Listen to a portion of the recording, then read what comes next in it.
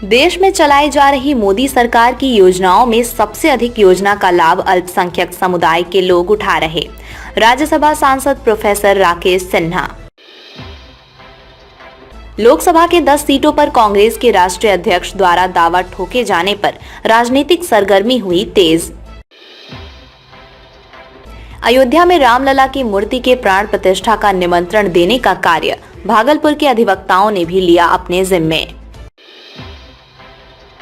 TMBU की लचर व्यवस्था पर आक्रोशित छात्रों ने किया विश्वविद्यालय के प्रशासनिक भवन का घेराव। शीघ्र परीक्षा तिथि घोषित करने की मांग पर अड़े छात्र। 24 घंटे के अंदर व्यवसायी से लूटकांड का सफल उद्भेदन। कांड के अपराधी लूटे गए रकम, सामान एवं घटना में प्रयुक्त हथियार के साथ गिरफ्तार। और अब खबरें विस्तार। देश में चलाई जा रही मोदी सरकार की योजनाओं में सबसे अधिक योजना का लाभ अल्पसंख्यक समुदाय के लोग उठा रहे। राज्यसभा सांसद प्रोफेसर राकेश सिन्हा। भाजपा के राज्यसभा सांसद प्रोफेसर राकेश सिन्हा भागलपुर में आयोजित विकसित भारत संकल्प यात्रा कार्यक्रम को लेकर भागलपुर पहुंचे, जहां आयोजित एक प्रेस कॉन्फ्रेंस के दौरान उन्होंने कहा कि देश में चलाई जा रही मोदी सरकार की योजना में सबसे अधिक योजना का लाभ अल्पसंख्यक समुदाय के दरवाजे तक पहुंचा है। लेकिन मुस्लिम समुदाय के लोगों को खासकर समझना चाहिए कि जब योजनाओं के लाभ एवं नीतियों में कोई भेदभाव नहीं है, सबका साथ सबका विकास के सिद्धांत पर मोदी सरकार चल रही है, तो कांग्रेस और के सहयोगियों द्वारा अल्पसंख्यक और बहुसंख्यक कहकर समाज को विभाजन कर रहा है। जहां सांप्रदायिकता के आधार पर देश को ध्रुवीकरण कर मतदान करना देश के लिए घातक है। वहीं दूसरी ओर भाजपा के राज्यसभा सांसद राकेश सिन्हा ने बिहार सरकार पर निशाना साधते हुए कहा कि बिहार में राज्य और सरकार नाम का कोई चीज नहीं है। बिहार एक राज्य विहीन राज्य है, जहां कानून की राज समाप्त हो गई है और भूमाफिया, बालू माफिया, शराब माफिया, तीनों माफियाओं का राज है। वहीं आम नागरिक तो असुरक्षित हैं ही, लेकिन पुलिस भी असुरक्षित भाव से गुजर रही है। इसके बारे में तो आप सबको जानकारी है, लेकिन जो मैं भागलपुर के संबंध में बताना चाहता हूँ कि वो 2 यात्राओं में शामिल होने के बाद मुझे अनुभव हुआ कि अल्पसंख्यक समाज को इस बात को स्वीकार करना चाहिए कि मोदी सरकार की योजनाएं सबसे अधिक उनके दरवाजे तक पहुंच रही है। कल उज्ज्वला गैस के अंतर्गत, उज्ज्वला योजना के अंतर्गत जिन 5 लोगों को मैंने सांकेतिक रूप से गैस के कनेक्शन दिया, वो 5 ही कथित रूप से अल्पसंख्यक समाज के थे। दूसरे स्थान पर जिन 4 लोगों को दिया, उसमें 3 अल्पसंख्यक समाज के थे। तो इस देश में जो बहुसंख्यक अल्पसंख्यक विभाजन कांग्रेस एवं उसके साथी दलों ने किया है, और जो वे बार बार आरोप लगाते हैं कि मोदी सरकार बहुमतवादी सरकार है, वह आरोप पूरी तरह से विकसित भारत संकल्प यात्रा निराधार करती है। इसके साथ साथ बिहार, हिंदुस्तान और खासकर भागलपुर के मुस्लिम समाज को विशेष करके इस बात के लिए आत्मलोचन करना चाहिए कि जब योजनाओं का लाभ लें, नीतियों में कोई भेदभाव नहीं है और सबका साथ सबका विकास के सिद्धांत पर चल रहा है, तो उन्हें भी अपने मतदान करने की पद्धति में और व्यवहार में बहुलता लाना चाहिए। किसे मतदान करें यह उनका विशेषाधिकार है, लेकिन सांप्रदायिकता के आधार पर, ध्रुवीकरण के आधार पर मतदान करना इस देश के लिए घातक साबित होता रहा है और घातक साबित होगा। इसलिए विकसित भारत संकल्प यात्रा में जो लाभ मिल रहा है उसका एक प्रतिबिंब सामने आ रहा है। दूसरा, बिहार सरकार के दबाव में, या जैसा अधिकारियों ने कहा, वे इस एक ऐतिहासिक यात्रा में जितना उत्साह के साथ उनको सहयोग करना चाहिए है, नहीं कर रहे हैं। वो स्वयं स्वीकार कर रहे हैं कि राज्य सरकार का दबाव है। अब मैं एक राष्ट्रीय प्रश्न और पर आता हूं। पिछले 9.5 वर्षों में प्रधानमंत्री मोदी जी की सरकार ने इस देश को सम्मान के साथ समृद्धि की ओर ले जाने का काम किया। सम्मान का दो अभिप्राय है। देश के भीतर सामाजिक और आर्थिक रूप से जो पिछड़े लोग हैं उन तक योजनाएं और योजनाओं का लाभ सामंतवादी तरीके से नहीं पहुंचा है जो कांग्रेस पार्टी देती थी। वह एक बहुत ही सम्मानित तरीके से उनको पहुंचाया गया, यानी लाभार्थी के पास पार्टी के कार्यकर्ता अधिकारी उनके घर पे दस्तक देने जाते हैं कि आपने कार्ड बनाया या नहीं बनाया, आयुष्मान कार्ड, आपको अन्न मिल रहा है कि नहीं मिल रहा है। एक यह। दूसरा, देश के बाहर जो भारत की आर्थिक प्रगति है और नरेंद्र मोदी जी ने अपने व्यक्तित्व के द्वारा जो प्रभाव डाला है, तो पहली बार आजाद भारत को पूरी दुनिया में एक सम्मानित स्थान मिला है। आज प्रधानमंत्री नरेंद्र मोदी की गिनती स्वाभाविक सहज तरीके से अमेरिकी राष्ट्रपति बाइडेन, रूस के राष्ट्रपति पुतिन, उसी तरह माइक्रोन, मॉरिसन, जो दुनिया के बड़े राष्ट्राध्यक्ष हैं, मोदी जी की तुलना हो रही है। उनके बीच में निर्णय की प्रक्रिया में शामिल हो रहे हैं। यह विकसित भारत संकल्प यात्रा का एक प्रतिबिंब है जो लोगों को दिखाई पड़ रहा है। और अंतिम बात मैं कहूँगा कि विकास तभी संभव है जब समाज में स्थिरता हो। स्थिरता का मतलब कानून व्यवस्था दुरुस्त हो। बिहार में कानून व्यवस्था नाम की कोई चीज नहीं रह गई है। यहाँ सरकार है, राज्य नहीं है, स्टेटलेस गवर्नमेंट है। सरकार दिखाने के लिए होती है कि ये मुख्यमंत्री हैं, ये डिप्टी चीफ मिनिस्टर हैं, ये मंत्रिमंडल है, वो दिखाई पड़ रहा है। राज्य वह होता है जो संस्थाओं के द्वारा काम करता है और वह राज्य कानून और व्यवस्था लागू करता है। लेकिन इस बिहार पर भू माफिया, शराब माफिया और बालू माफिया, इन तीन माफिया का राज चल रहा है। और यह आप अपने इर्द गिर्द देख सकते हैं, बिहार के विभिन्न जिलों में देख सकते हैं। इसी कारण से आम नागरिक तो असुरक्षित है ही, स्वयं पुलिस भी असुरक्षा की भाव से गुजर रही है। हाल में एक जिले में आपने सुना होगा, जब पुलिस अधिकारी शराब के ठेके पर गए, अवैध शराब पर, उन्हें ही गोली मार दी गई। जिस राज्य में सुरक्षा कर्मी ही असुरक्षित हो जाएं और राज्य सरकार असहाय दिखे, उसे ही राज्य विहीन सरकार कहते हैं। बिहार की इस दुर्गति के लिए यह गठबंधन जिम्मेदार है और ये इस गठबंधन के पास अब नैतिक अधिकार नहीं है। इसलिए वो जाति, संप्रदाय, अन्य मुद्दों को बार बार सामने लाकर इस और उस तरह से लोगों को भटकाना चाहती है, लोगों को मूल मुद्दों से ध्यान हटाना चाहती है। शिक्षा के सभी केंद्र आज भ्रष्टाचार के अड्डे बन गए हैं या स्कूलों के भवन जर्जर हो चुके हैं, शिक्षकों की अनुपस्थिति रह रही है और विद्यालय को ठीक करने की जगह, शिक्षकों की नियुक्तियों को ठीक करने की जगह बिहार की सरकार के पाठक हिंदू की छुट्टियों की कटौती कर रहे हैं। यानी कि विनाश काले विपरीत बुद्धि में यह सरकार चल रही है। या अन्य राज्यों में छुट्टियों का जो एक विवेकीकरण, रैशनलाइजेशन होता है, उस कमिटी ने रैशनलाइजेशन किया है और वो छुट्टी खत्म करने का कोई आम लोगों में विरोध नहीं हुआ है। इसलिए नहीं हुआ है कि उसके आसपास छुट्टियां हैं और भगवान परशुराम को उत्तर प्रदेश में जितने महत्व के साथ योगी जी के आने के बाद उनकी जयंतियां और उनके उत्सव मनाए जा रहे हैं, वो पहले कभी भी नहीं हुआ। तो सिर्फ छुट्टियां ही उसका समाधान नहीं है। छठ की छुट्टी, दुर्गा पूजा की छुट्टी, दिवाली की छुट्टी, ये कुछ ऐसी छुट्टियां हैं जो हिंदू अस्मिता, हिंदू परंपरा, हिंदू संस्कृति की को पुनर्स्थापित करती है। इन छुट्टियों पर प्रहार करना और कुछ जयंतियों के संबंध में सोचना, दोनों में बुनियादी अंतर है। मुझे लगता है राज्य को कुछ जो हिंदू समाज के जुड़ी हुई चीजें हैं, उस पर किसी को भी प्रहार करने का अधिकार हिंदू समाज नहीं देगी। चाहे कोई पार्टी का व्यक्ति हो, कोई दल का व्यक्ति हो, किसी विचार का व्यक्ति हो, हिंदू समाज अपनी अस्मिता को बचाना जानती है। वो भगवान राम मंदिर के उद्घाटन में आज भारतीय जनता पार्टी अकेली पार्टी है जिसने पालमपुर जो उसका नेशनल काउंसिल हुआ था उस समय से लेकर 1989 से लेकर 86 से ही भारतीय जनता पार्टी ने समर्थन किया था। 86 से लेकर एक मत से उसकी सरकारें गई तब भी, सरकारें आई तब भी, यानी राजनीतिक उतार चढ़ाव से हमने संस्कृति को नहीं देखा।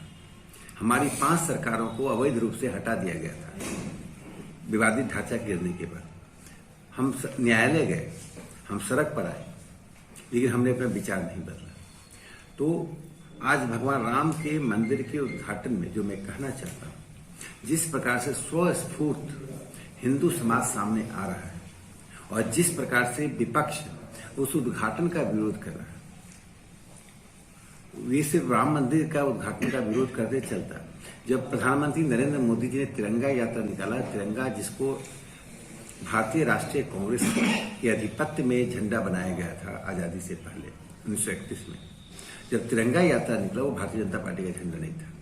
एक भी पार्टी का एक भी सदस्य बीजेपी छोड़कर पूरे हिंदुस्तान के किसी दूसरी पार्टी का सदस्य ने अपने क्षेत्र में तिरंगा यात्रा नहीं निकाला। संसद से निकले तिरंगा यात्रा का बायकॉट किया। वंदे मातरम जब होता है तो उस पर विवाद पैदा करते हैं।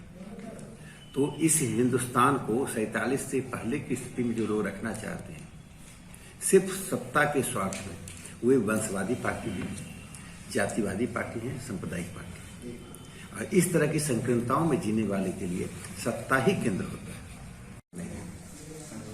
जिस व्यक्ति के प्रति श्रद्धा और जिस व्यक्ति का भारतीय सभ्यता, संस्कृति और संप्रभुता में योगदान, उसे जनता स्वतः स्वीकार करती है। किसी ने कोई आदेश नहीं दिया किसी को हटाने के लिए। श्रद्धा बढ़ती घटती रहती है। और पंडित नेहरू के कार्यकाल में हिंदुस्तान 47 में आजाद हुआ और आप सबको मालूम होगा कि भागलपुर के हमारे पूर्वजों ने 1857 से लेकर 47 तक कितना त्याग किया आजादी के आंदोलन में। हमें बाहर जाने की जरूरत नहीं है। फांसी की सजा से लेकर बलिदान से लेकर जेल जाने तक। और किंग एडवर्ड, जॉर्ज पंचम और क्वीन विक्टोरिया की प्रतिमाओं को नई दिल्ली की सड़कों पर लगा रहना और 1969 तक, 47 से लेकर 69 तक, जब नेहरू चले गए इंदिरा गांधी के कारण, उस पर राज्यसभा में 19 अगस्त 1959, 30 मार्च 1966 और 5 मार्च 1969 को जब सवाल पूछे गए कि संप्रभुता का जो स्थान है नॉर्थ ब्लॉक और साउथ ब्लॉक की दीवारों पर और पिलर्स पर क्यों ब्रिटिश छाप और संकेत लगे हुए हैं, जिनके कारण जालियांवाला बाग कांड हुआ, जिनके कारण मतंगनी हाजरा शहीद हुई, जिसके कारण 12-13 वर्षीय रामानंद, हरगोविंद, सतीश प्रसाद, जगतपति जो पटना सचिवालय के सामने 7 बच्चे शहीद हुए, वो युवा नहीं थे, सभी 9वीं 10वीं कक्षा के छात्र थे। उसमें 2 ही बच्चे 11वीं कक्षा के छात्र थे, शहीद हुए। WC आर्चर के कहने पर गोलियां चलाई गई। अपने संगठन को दिन रात मजबूत कर रही है। हमारा सामाजिक आधार सर्वसमावेशी, सर्वस्पर्शी होता जा रहा है। इसका प्रभाव सभी दलों पर पड़ रहा है और उस छटपटाहट में सभी दलों के भीतर एक सभी दल आंदोलित हो रहे हैं। उसी का परिणाम शायद JDU भी है और उसी का परिणाम आप RJD पर भी देखेंगे। यहाँ तक कि ओवैसी की भी पार्टी तेलंगाना में हमारे बढ़ते प्रभाव से छटपटा रही है, अपनी आवाज बदल रही है। ओवैसी का जो तीखापन था, अब वो सोच रहे हैं कि इस तीखापन से उन्हें लाभ हो रहा है कि हानि हो रही है। भारतीय जनता पार्टी ने प्रधानमंत्री नरेंद्र मोदी जी के नेतृत्व में एक ऐसे मुकाम को छू लिया है कि यह देश की नेचुरल पार्टी ऑफ गवर्नेंस बन गई है। इस देश की स्वाभाविक शासकीय पार्टी के रूप में स्थापित हो गई है, जो एक समय 50 के दशक में कांग्रेस हुआ करती थी। आज पूरी तरह से बीजेपी ने विस्थापित कर दिया है। आज चाहे पाकिस्तान ऑक्युपाइड कश्मीर की बात हो, कांग्रेस पार्टी ने सिर्फ एक प्रस्ताव पारित करके पार्लियामेंट में अपना काम समाप्त कर लिया था। वह भी प्रस्ताव भारतीय जनता पार्टी के दबाव में पारित हुआ।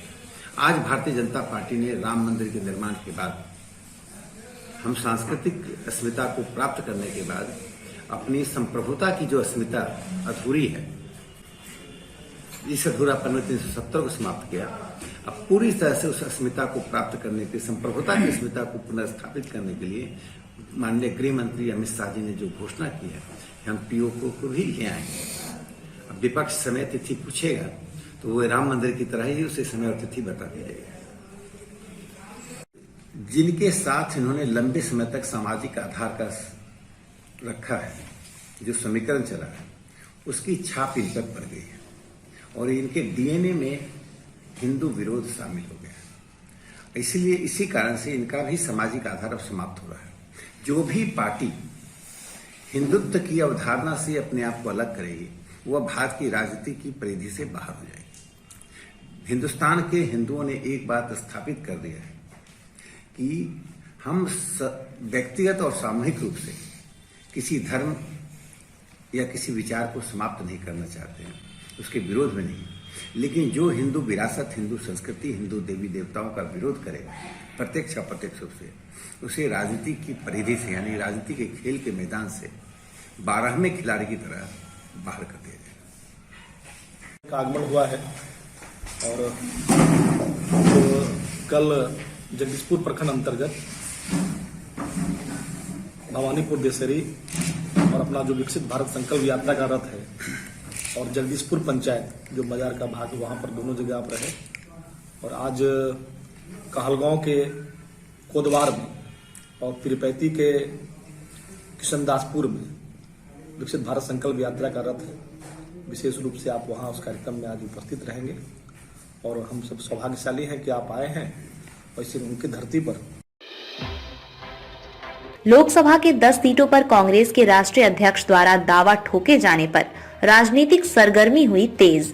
एक तरफ जहां India alliance Bharatiya Janata party को देश से उखाड़ने फेंकने की बात कर रही है, वहीं दूसरी तरफ भारतीय जनता पार्टी भी इस चुनाव को कई पहलू से जोड़कर बहुमत पाने के लिए एड़ी चोटी एक करने के लिए रणनीति बनाने में जुट गई है। जैसे जैसे चुनाव की तिथि नजदीक आती चली जा रही है, वैसे वैसे राजनीतिक सरगर्मी भी तेज होती चली जा रही है। अब सीट शेयरिंग को लेकर हर राजनीतिक पार्टी अपनी रणनीति बनाना शुरू कर दी है। इंडिया गठबंधन में मची घमासान के बीच लोकसभा चुनाव के सीट शेयरिंग की चर्चा भी तेज हो गई है। कांग्रेस के राष्ट्रीय अध्यक्ष मल्लिकार्जुन खड़गे ने वर्चुअल माध्यम से बिहार में सीट शेयरिंग को लेकर जेडीयू के राष्ट्रीय अध्यक्ष और बिहार के मुख्यमंत्री नीतीश कुमार, राजद सुप्रीमो लालू प्रसाद यादव और एनसीपी के शरद पवार से बातचीत की है। इस दौरान कांग्रेस ने पटना, भागलपुर, कटिहार, पूर्णिया, किशनगंज, नवादा, सासाराम, औरंगाबाद, बक्सर, मोतिहारी लोकसभा सीट पर अपना दावा भी ठोका है। लोकसभा के 10 सीटों पर कांग्रेस के राष्ट्रीय अध्यक्ष के द्वारा दावा ठोके जाने पर कांग्रेस के वरिष्ठ नेता और भागलपुर विधायक अजीत शर्मा ने कहा कि 2019 के लोकसभा चुनाव में कांग्रेस पार्टी बिहार में 9 सीटों पर चुनाव लड़ी थी। वहीं इस बार हम लोगों ने कम से कम 12 सीटों पर लड़ने का मन बनाया था। साथ ही उन्होंने कहा कि नीतीश कुमार ने इंडिया गठबंधन की नींव रखी थी। अगर उनको इंडिया गठबंधन का संयोजक बनाया जाता है तो काफी खुशी होगी। सीट शेयरिंग को लेकर आज मीटिंग हुई है। 10 सीटों पर कांग्रेस की मांग रही है, प्रस्ताव दिया है कांग्रेस ने। क्या कुछ चर्चा हुई, क्या लगता है इस भागलपुर सीट? देखिए, ऐसा है कि मैंने भी मीडिया के में देखा है, सुना है, और ये तो बात है, पिछले जो चुनाव हुए थे लोकसभा के, उसमें हम लोग कांग्रेस पार्टी 9 सीट पे चुनाव लड़ी थी। और जब इंडिया गठबंधन बना है, निश्चित तौर पर हम लोग चाहेंगे कि हम लोग 10-12 सीट पे चुनाव लड़े, लेकिन निर्णय तो आदरणीय राष्ट्रीय अध्यक्ष खड़गे साहब को, आदरणीय राहुल गांधी जी को, और इंडिया गठबंधन में जो घटक दल है जो बिहार से हैं, चाहे वो आदरणीय राष्ट्रीय अध्यक्ष माननीय मुख्यमंत्री नीतीश कुमार जी हों, आदरणीय लालू प्रसाद यादव जी राष्ट्रीय अध्यक्ष हों, या फिर और जो पार्टियां हैं, वो सब मिलजुल के तय करेंगे कितने सीटों पर कौन लड़ेगा। हाँ, लेकिन जो हम मीडिया पर देखे हैं कि अभी कांग्रेस का भागलपुर सीट है जो आप पूछ रहे हैं, निश्चित तौर पर भागलपुर सीट के बारे में आपको हम बताना चाहेंगे कि भागलपुर सीट बहुत इंपॉर्टेंट है। 1984 में अगर आप देखेंगे तो करीब 414 सीट हम लोग कांग्रेस जीती थी और भारतीय जनता पार्टी उसमें 2 सीट जीती थी। 1989 अक्टूबर में जब यहां पर हिंदू मुसलमान के बीच दंगा कराया गया, सोची समझी साजिश थी, उसके बाद जो चुनाव 1989 नवंबर में हुआ, उसमें कांग्रेस पार्टी घट गई और बीजेपी 85 सीट जीती। जबकि आपको 84 में बताए थे कि 414 सीटों पे कांग्रेस जीती थी और मात्र 2 सीट बीजेपी था। हम लोग कांग्रेस का वहीं से गिरावट हुआ, ये पूरे देश में मैसेज था। अगर कांग्रेस पार्टी पहले जितना लड़े उससे अधिक सीटों पर लड़ता और भागलपुर सीट लड़ता है, सिर्फ कांग्रेस के लिए रिवाइवल की बात नहीं होगी, ये और भी जो इंडिया गठबंधन है बिहार के पार्टी है उनको भी मजबूती मिलेगी। तो लड़ना चाहिए भागलपुर के साथ साथ और भी कुछ जिले की मांग की गई है, प्रस्ताव दिया गया है। देखिए, ये तय करेंगे कांग्रेस पार्टी के आदरणीय खड़गे साहब, आदरणीय राहुल गांधी, मैडम सोनिया गांधी। लेकिन निश्चित तौर पर मेरा भी मानना है कि पिछला हम लोग 9 लड़े थे और हम जहां भागलपुर से चुनाव लड़ते हैं शहर से, ये बीजेपी का गढ़ रहा है। हम तीसरी बार जीते हैं यहां से। और आपको बता दें कि 1991 के बाद भारतीय जनता पार्टी लोकसभा में बराबर जीतती रही, कांग्रेस जीता नहीं। हमारे आदरणीय भागवत आजाद 5 बार एमपी रहे भागलपुर लोकसभा से। यही 1989 में जो खेल हुआ दंगों का, उसके बाद कांग्रेस पार्टी जीत नहीं पाई है। इसलिए मेरा मानना है, आपको पता है कि बीजेपी बार बार बढ़ते जा रही है। 89 में जब लड़ा तो 85 सीट जीती, फिर से 1991 में जो चुनाव हुआ फिर बीजेपी 120 सीट पे जीत गई, कांग्रेस 244 सीट पर जीता। तो ठीक है, कांग्रेस पार्टी का यह सीट यहीं से कमजोर हुआ है। मेरा मानना है कि निश्चित तौर पर कांग्रेस को भागलपुर भी लड़ना चाहिए। अयोध्या में रामलला की मूर्ति के प्राण प्रतिष्ठा का निमंत्रण देने का कार्य भागलपुर के अधिवक्ताओं ने भी लिया अपने जिम्मे। 22 जनवरी को अयोध्या के श्री राम मंदिर में रामलला की मूर्ति विराजमान हो रही है, जिनका प्राण प्रतिष्ठा किया जा रहा है। इसको लेकर पूरे देश में अक्षत निमंत्रण लोगों तक पहुंचाया जा रहा है। इसी बाबत अब भागलपुर के अधिवक्ता समुदाय के लोगों ने भी इसका बीड़ा उठाया है। भागलपुर कचहरी परिसर में आज एक बैठक आयोजित की गई, जिसमें भागलपुर के दर्जनों अधिवक्ताओं ने ये संकल्प लिया कि रामलला की मूर्ति का प्राण प्रतिष्ठा का निमंत्रण लोगों को अब हम लोग भी देंगे। यानी कि अधिवक्ता भी अब भागलपुर शहर के हर कोने कोने में लोगों को अपने स्तर से अक्षत निमंत्रण देंगे। वहीं गौरतलब हो कि 22 जनवरी को होने वाले श्री रामलला की प्राण प्रतिष्ठा को लेकर लोगों से अधिवक्ताओं ने अपील करते हुए कहा कि 22 जनवरी को अयोध्या नहीं जाकर अपने घरों में और आसपास के मंदिरों में पूजा पाठ करें एवं दीपोत्सव मनाएं। श्री राम जन्मभूमि प्राण प्रतिष्ठा महाअभियान के जिला संयोजक और विश्व हिंदू परिषद के जिला उपाध्यक्ष, इस आज की बैठक हम लोग किए थे अधिवक्ता समाज में कि राम जन्मभूमि का निमंत्रण जो है हर समाज में कैसे पहुँचे।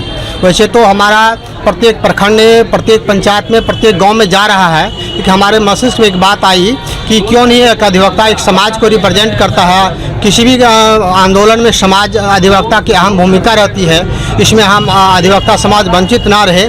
इसलिए हम लोगों ने यह आज की बैठक में निर्णय लिया है कि जो भागलपुर परिसर में जितने अधिवक्ता हैं सभी को निमंत्रण देंगे और सभी को उससे आग्रह यह भी करेंगे वो अपने गांव में, पूरे समाज में वो निमंत्रण दें कि 22 जनवरी 2024 को भगवान राम का प्राण प्रतिष्ठा होने जा रहा है अयोध्या में। उसके लिए ये 22 तारीख को 11 बजे से 1 बजे तक वहाँ प्रसारण जो हो रहा है उस प्रसारण को देखें और शाम के समय में दीपावली मनाएं और दीपावली भव्य रूप से मनावें। जैसे 14 वर्ष वनवास के बाद भगवान अयोध्या आए थे, तो जब हम लोग दीपावली मना रहे हैं या 500 वर्षों की संघर्ष के बाद यह सौभाग्य मिल रहा है। इसलिए उस दीपावली से अधिक जोर शोर से, उत्साह से, उमंग के साथ दीपावली मनाएं और अपने घर के आसपास में जो मंदिर है उस मंदिर को सजाएं, उस मंदिर को अयोध्या बनाएं।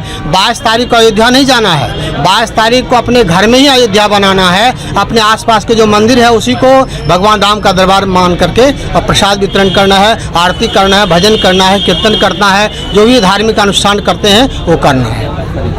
मैं अवधेश कुमार शर्मा, अधिवक्ता, विश्व हिंदू परिषद के जिला उपाध्यक्ष और इस श्री राम जन्मभूमि प्राण प्रतिष्ठा अभियान के जिला संयोजक। मैं आनंद कुमार अधिवक्ता परिषद एनसीएम मेंबर हूँ और आज का बैठक का था श्री राम मंदिर प्राण प्रतिष्ठा अक्षत वितरण सह आमंत्रण पत्र का कैसे अधिवक्ताओं के बीच में हम लोगों ने एक जो है बैठक किया कि कैसे अक्षत वितरण ज़्यादा से ज़्यादा के बीच लोगों के बीच में जा पाए, आमंत्रण कैसे पहुंच पाए। जो कि 22 तारीख को जो है राम मंदिर प्राण प्रतिष्ठा जो कि अयोध्या में होना है, उस दिन हम लोग जो है हर अधिवक्ताओं के बीच में ये संदेश देना चाह रहे थे कि जो है उस दिन हम लोग दिवाली का माहौल बनाएं, हर घर में दीप जले, और अधिवक्ताओं के बीच में ये हम लोगों ने सहमति पारित किया कि अधिवक्ताओं के अधिवक्ता परिसर में यहाँ पर हम लोग खीर भोग का जो है आयोजन, और यहाँ पर जो है अयोध्या राम प्रतिष्ठा का लाइव प्रसारण का जो है वो कार्यक्रम करना चाह रहे हैं, और सभी अधिवक्ताओं ने अपना इसमें रुचि दिखाई। इसी संबंध में हम लोगों ने बैठक इसमें किए हैं। क्या और कहेंगे शहरवासियों से? शहरवासियों से कहेंगे कि 22 तारीख को जो प्राण प्रतिष्ठा है वो अपने घर में दीपावली जैसा जो है ये जो है मनाएं, लगे कि दीपावली है, क्योंकि राम भगवान 14 वर्ष वनवास करके जिस तरह से अयोध्या में दीपावली हुआ, तो हमारा ये रहेगा कि इस दिन पूरे भारतवर्ष में दीपावली के जैसा ये पर्व मनाया जाए। अपना परिचय। मैं आनंद कुमार अधिवक्ता परिषद NCM सदस्य हूँ। जो टीएमबीयू की लचर व्यवस्था पर आक्रोशित छात्रों ने किया विश्वविद्यालय के प्रशासनिक भवन का घेराव। शीघ्र परीक्षा तिथि घोषित करने की मांग पर अड़े छात्र। टीएमबीयू एक ऐसा अनोखा विश्वविद्यालय बनता चला जा रहा है जहां पूरे देश में बीसीए के छात्रों का रिजल्ट घोषित हो चुका है, लेकिन तिलका मांझी भागलपुर विश्वविद्यालय की स्थिति ऐसी चरमराई हुई है कि यहां के छात्र अभी भी भटक रहे हैं, अभी भी रिजल्ट का इंतजार कर रहे हैं, जबकि पूरे देश में बीसीए 2020-23 सत्र का रिजल्ट घोषित हो चुका है। वहीं आक्रोश बीसीए के छात्रों ने आज तिलका मांझी भागलपुर विश्वविद्यालय के कुलपति का घेराव किया, साथ ही प्रशासनिक भवन के सामने घंटों प्रदर्शन किया। उन लोगों का साफ तौर पर कहना है कि जब तक हम लोगों की परीक्षा की तिथि घोषित नहीं की जाएगी, तब तक हम लोगों का ये प्रदर्शन जारी रहेगा। वहीं प्रदर्शनकारी छात्रों ने कहा कि बीसीए 2020-23 सेशन पूरे भारतवर्ष में खत्म हो चुका है। इस सेशन के विद्यार्थियों को परीक्षा के बाद परिणाम भी घोषित कर दिया गया है। यहाँ तक कि बिहार के मुंगेर यूनिवर्सिटी में भी इसकी परीक्षा खत्म होकर परीक्षार्थियों को रिजल्ट जारी कर दिया गया है, लेकिन तिलका मांझी भागलपुर विश्वविद्यालय में ना टीचर है ना पढ़ाई होती है, फिर भी आदेश जारी किया गया है। 75% उपस्थित हो। जब कॉलेज में पढ़ने के लिए शिक्षक ही नहीं मौजूद हैं, तो फिर वहां जाकर हम लोग करेंगे क्या? इतना ही नहीं, तालिबानी फरमान ये भी जारी किया गया है कि 3 दिन विद्यार्थी नहीं आएंगे तो उनका नाम काट दिया जाएगा। वहीं दूसरी तरफ शिक्षक अगर नहीं आ रहे हैं तो उस पर कोई कार्यवाही नहीं हो रही है। इस पर संज्ञान क्यों नहीं लेते हैं? जब तक परीक्षा की तिथि घोषित नहीं होगी, तब तक ये प्रदर्शन हम लोगों का जारी रहेगा। वहीं प्रदर्शन में बीसीए सेमेस्टर 2023 के दर्जनों छात्र मौजूद थे। हम लोग बीसीए के छात्र हैं। 20 सेशन है हमारा, और पूरे भारत में 20 सेशन खत्म हो चुका है। बिहार में भी अगर बोलेंगे मुंगेर यूनिवर्सिटी में खत्म हो चुका है। जून में सब कोई पास हो गया है। इवन टीएमबीयू यूनिवर्सिटी में सब सब्जेक्ट का खत्म हो चुका है। साइंस लीजिए, आर्ट्स लीजिए, मैथ लीजिए, सब का खत्म हो गया। बीसीए वाला यहाँ बैठ के घस रहा है, कोई परीक्षा नहीं लिया जा रहा है। यहाँ डिमांड करने आए हैं दिसंबर में, कोई नोटिस नहीं निकला। पिछले बार आए तो बहला फुसला दिया गया कि तुम लोग का 3 दिन में निकाल देंगे। उसके बाद सब यूनिवर्सिटी सो गया है, ना कोई सुनता है। कॉलेज बुला रहा है, 75% अटेंडेंस हो, क्या अटेंडेंस देंगे? न वहाँ टीचर है, न पढ़ाई होता है, बच्चा नहीं है। नोटिस निकाल रहा है बिहार सरकार, 3 दिन नहीं आएगा तो नाम काट देंगे, और टीचर नहीं आ रहा तो उसका क्या होगा? टीचर बोल रहा है हम आएंगे, अगला दिन अब्सेंट होता है। यूनिवर्सिटी लेट कर रहा है, उसका फाइन कौन भरेगा? भरेगा 1 करोड़ का फाइन। हम एक दिन लेट फॉर्म भरते हैं, 1000 फाइन हमसे मांगता है, कौन देगा? बाप घर से पैसा निकाल रहे हैं। बाप वहाँ काम करता है, मेहनत से पैसा देता है। 3000 का है ग्रेजुएशन का फीस, हम लोग 10-10 हजार 60,000 दे के यहाँ पैसा पढ़ रहे हैं। क्या सीखे हैं आज तक? हैं बीसीए खाली नाम का। टीएमबीयू क्या पढ़ा रहा है बीसीए में? क्या सिखाया हम लोग को? कोई शिक्षा यहाँ नहीं होता है। टीएमबीयू खाली नाम का। बिहार इतना पिछड़ा का है, कोई यूनिवर्सिटी यहाँ सही से नहीं। सब यूनिवर्सिटी बंद करो। आज क्या कर रहे हो? क्या कर रहे हैं? डेट के लिए बैठे हुए। जब तक डेट नहीं निकलेगा परीक्षा का, नहीं हिलेंगे हम लोग यहाँ से। क्या नाम? मेरा नाम शिवम है, टीएनबी कॉलेज भागलपुर। 24 घंटे के अंदर व्यवसायी से लूट कांड का सफल उद्भेदन। कांड के अपराधी लूटे गए रकम, सामान एवं घटना में प्रयुक्त हथियार के साथ गिरफ्तार। व्यवसायी के वर्तमान चालक एवं पूर्व चालक ने मिलकर पूर्व में बने षड्यंत्र के तहत कराया घटना को अंजाम। संजय कुमार बजोरिया, जो कि पेशे से कपड़ा व्यवसायी हैं, 31 दिसंबर को अपने क्रेटा कार से रुपया कलेक्शन कर अपने चालक रितेश कुमार यादव के साथ कहलगांव के रास्ते झारखंड से अपने घर लौट रहे थे। उसी दिन करीब 9:30 बजे रात्रि में जब वो खनकित्ता गांव के पहले पुल के पास पहुंचे, तब चालक रितेश यादव ने गाड़ी को सड़क के किनारे लगाकर गाड़ी का सभी दरवाजा अनलॉक कर दिया। पीछे से एक सफेद स्कॉर्पियो आकर रुका और उससे 5 से 6 अपराधी हथियार से लैस होकर आए और वादी के गाड़ी से कलेक्शन का 11 लाख रुपया, एक काला रंग का बैग, एक नेवी ब्लू रंग का बैग एवं एक छोटा वेलवेट बैग जिसमें डेली यूज का कपड़ा था, लूट लिया गया। घटना की गंभीरता को देखते हुए वरीय पुलिस अधीक्षक महोदय के निर्देशन में पुलिस अधीक्षक नगर के निगरानी में एवं पुलिस उपाधीक्षक विधि व्यवस्था के नेतृत्व में एक एसआईटी का गठन किया गया। अनुसंधान के क्रम में ये बात प्रकाश में आई कि कपड़ा व्यवसायी संजय कुमार बजोरिया के पूर्व चालक रोहित कुमार यादव एवं वर्तमान चालक रितेश कुमार यादव ने षड्यंत्र रचकर लूट की घटना को अंजाम दिया। लूटकांड में संलिप्त अपराधियों की पहचान तकनीकी एवं गुप्त रूप से करते हुए इनकी गिरफ्तारी हेतु एसआईटी की विशेष टीम द्वारा छापेमारी करते हुए गुप्त सूचना एवं तकनीकी अनुसंधान के आधार पर लूट की घटना में शामिल कुल 6 अपराधियों को लूट का सामान एवं लूट के प्रयुक्त हथियार के साथ गिरफ्तार किया गया। गिरफ्तार अपराधियों में रितेश कुमार यादव, रोहित यादव, विक्की यादव, गोलू पासवान उर्फ विक्रम कुमार पासवान, अरुण यादव, पंकज यादव हैं। वहीं अभी भी एक अपराधी फरार चल रहा है, जिसको लेकर छापेमारी जारी है। 12/23 को पुलिस को सूचना मिली, सबौर पुलिस को, कि कनकित्ता गांव के पास एक रोड पे संजय कुमार बिजोरिया, जो कि एक कपड़ा व्यवसायी हैं भागलपुर शहर के, उनके साथ एक लूट की घटना घटी है और तकरीबन 5 से 6 अज्ञात व्यक्ति वो स्कॉर्पियो से आए पीछे से, और संजय कुमार बिजोरिया जो थे वो क्रेटा से अपना पैसा कलेक्ट करके झारखंड से आ रहे थे, कहलगांव के थ्रू, कहलगांव के रास्ते आ रहे थे और घोगा बाजार उन्होंने पार किया और कनकित्ता के पास उनके साथ एक स्कॉर्पियो से 5 से 6 अज्ञात व्यक्ति ओवरटेक किया और घेरा और उनके ड्राइवर ने गाड़ी रोका संजय बिजोरिया के, और उन्होंने लूट की घटना जो है उसका अंजाम दिया। तकरीबन 11 लाख रुपए जो है, जो विक्टिम ने बताया है, 11 लाख रुपए जो है उनसे लूटा गया। और इसमें जो है सबसे प्रमुख बात यह है कि इस षड्यंत्र में जो उनके ड्राइवर थे, जो वर्तमान ड्राइवर थे, उनका नाम है रितेश कुमार, और उसके साथ साथ उसके पूर्व में जो उसके गाड़ी के ड्राइवर थे रोहित यादव, इन दोनों का षड्यंत्र था और इन दोनों ये लाइनर का काम इन्होंने किया और ये लोग संपर्क में थे। तो जो पीछे जो स्कॉर्पियो था उसके अंदर जो है रोहित यादव भी बैठे हुए थे, जो उनके पूर्व में ड्राइवर थे। और क्योंकि ये लूट की घटना थी, 5-6 अपराधकर्मी इसमें इन्वॉल्व थे और ये कपड़ा व्यवसायी थे, कांड की गंभीरता को देखते हुए एक स्पेशल एसआईटी का गठन किया गया वरीय पुलिस अधीक्षक भागलपुर के निर्देशानुसार, और पुलिस अधीक्षक नगर के निगरानी में इस टीम ने काम किया और 24 घंटे के अंदर इस टीम ने 6 गिरफ्तारियां की। सबसे पहले इन्होंने रितेश और इस टीम ने रितेश और रोहित यादव को गिरफ्तार किया और इनकी निशानदेही पर अन्य 4 लोग को गिरफ्तार किया गया, जो कि विक्की यादव हैं नवटोलिया के, गोलू पासवान मनोहरपुर थाना मधुसूदनपुर, अरुण यादव थाना मधुसूदनपुर, पंकज यादव करेला थाना मधुसूदनपुर।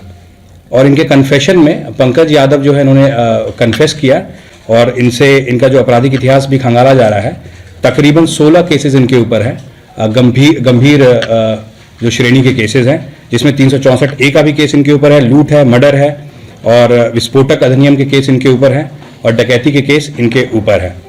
और जो बरामदगी हुई है इस छापेमारी में वो देसी कट्टा 3 है, कारतूस 7, जिंदा 1, मिसफायर कुल 8 कारतूस है, नगद 55,000 रुपये जो रिकवर किया गया है। और जो पैसा जो वादी ने बताया है कि जो पैसा लूटा गया है उसका सत्यापन किया जा रहा है कि उन्होंने कहाँ से वो पैसा कलेक्ट किया था झारखंड से, उसका सत्यापन किया जा रहा है और सत्यापन उपरांत जो है विधिवत कार्रवाई की जाएगी। उसके साथ साथ जो बरामदगी हुई है, लूटा गया सोने का चेन का टुकड़ा, वो भी जो है बरामद किया गया है अभियुक्त से। घटना में 2 मोबाइल जो प्रयुक्त हुए हैं वो भी बरामद किया गया है। लूटा गया कपड़ा, 1 suitcase, 2 bag, saving kit, medicine, जो कि वो ले जा रहे थे जब झारखंड से लौट रहे थे, वो भी बरामद किया गया है।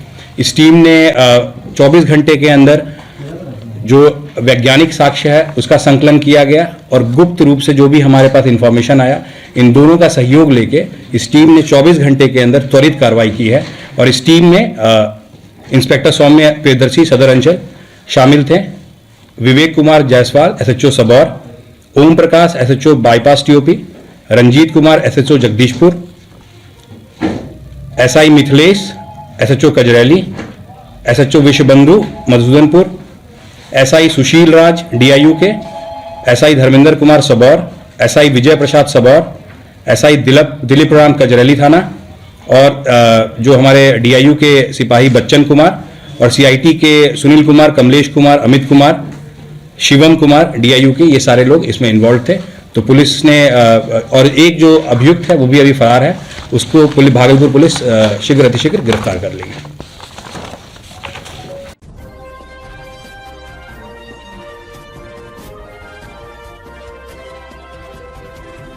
आप देख रहे हैं लोकल टीवी न्यूज 24x7, सब पर नजर, सबकी खबर।